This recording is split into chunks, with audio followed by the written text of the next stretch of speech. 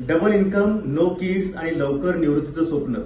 आजच्या तरुण पिढीत झपाट्याने वाढणारी डिंक लाईफस्टाईल खरंच सुखाचं सूत्र आहे का, की भविष्यातील एक मोठं आव्हान? हे या व्हिडिओमधून समजावून घेणार आहोत, तेव्हा व्हिडिओ शेवटपर्यंत पहा. नमस्कार. आज आपण एका अशा जीवनशैलीवर बोलणार आहोत जी हळूहळू समाजात रुजत आहे. डिंक म्हणजे डबल इन्कम, नो किड्स. म्हणजेच पती पत्नी दोघेही कमावते, पण मूल न होण्याचा जाणीवपूर्वक निर्णय घेतात. काही जण मुलांचा निर्णय पुढे ढकलतात, तर काही पूर्णपणे नाकारतात. गेल्या काही वर्षात आपण पाहतोय की अनेक जोडपी करिअरमध्ये स्थिर होण्याला आणि आर्थिकदृष्ट्या मजबूत होण्याला सर्वाधिक प्राधान्य देत आहेत. त्यासाठी लागणारा वेळ, मेहनत आणि स्पर्धा इतकी वाढली आहे की कुटुंबातील जबाबदाऱ्या, विशेषतः मुलांचं संगोपन, ही एक मोठी जबाबदारी वाटू लागली आहे. वाढती महागाई, शिक्षण आणि आरोग्याचा प्रचंड खर्च, करिअरमधील जीवघेणी स्पर्धा आणि त्यातून येणारा ताण, या सगळ्या गोष्टी एकत्र येऊन अनेक जोडप्यांना वेगळा निर्णय घेण्यास भाग पाडत आहेत. ही संकल्पना विशेषतः शहरी भागात, मध्यमवर्गीय आणि उच्च मध्यमवर्गीयमध्ये वेगाने वाढताना दिसून येते. पुणे, बेंगळुरू, मुंबईसारख्या शहरांमध्ये आयटी, फायनान्स, मॅनेजमेंट क्षेत्रात काम करणाऱ्या तरुणांमध्ये डिंक विचारसरणी अधिक प्रचलित आणि वेगाने वाढते. डिंक म्हणजे फक्त मुलं नकोत एवढंच नाही, तर ती एक पूर्णपणे जीवनशैली आहे. दोघांचं उत्पन्न असल्यामुळे आर्थिक स्थैर्य लवकर मिळतं. त्यातून बचत, गुंतवणूक, रिअल इस्टेट यावर भर दिला जातो.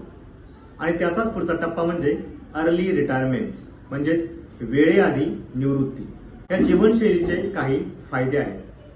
आर्थिकदृष्ट्या सक्षम होण्याची संधी, स्वतःच्या आवडीनिवडीसाठी वेळ, प्रवास, छंद आणि तणावमुक्त जीवन जगण्याची एक मोकळी. रिटायरमेंट नंतर कामाच्या बंधनांशिवाय आयुष्य ही उपभोगता येतं. म्हणूनच अनेक तरुणांना ही लाईफस्टाईल सध्या आकर्षक वाटते. पण याची दुसरी बाजूही आहे. याची एक गंभीर बाजू तुम्हाला तुमच्या समोर येते. हे अनेकदा दुर्लक्षित राहते. कामाच्या धावपळीत नातेसंबंध कमी होऊ लागतात. मित्र परिवारापासून दुरावा वाढतो आणि हळूहळू एकटेपणाची भावना निर्माण होऊ शकते. वृद्धापकाळात आधाराचा प्रश्न उभा राहू शकतो. मानसिक आरोग्यावरही त्याचा परिणाम होण्याची दाट शक्यता असते. यात आणखी एक महत्वाचा मुद्दा समोर येतो. आजच्या बदलत्या आणि अनिश्चित जगात काही जण विचारतात, आपल्याच आयुष्याची शाश्वती नाही तर मुलं का? पण या प्रश्नाचं ठोस उत्तर अजूनही कोणाकडे नाही. एकंदरीत पाहिलं तर डिंक ही जीवनशैली चुकीची किंवा बरोबर असं ठामपणे म्हणता येणार नाही, कारण ती प्रत्येक व्यक्तीच्या परिस्थिती, विचारसरणी आणि प्राधान्यानुसार बदलते. मात्र या निर्णयाचं वर्तमानातील फायदे जितके आकर्षक आहेत, तितकेच भविष्यातील परिणामांचा विचार करणंही आवश्यक आहे. तुम्हाला याबद्दल काय वाटतं? डिंक लाईफस्टाईल हा योग्य निर्णय आहे का? तुमचं मत कमेंटमध्ये नक्की सांगा.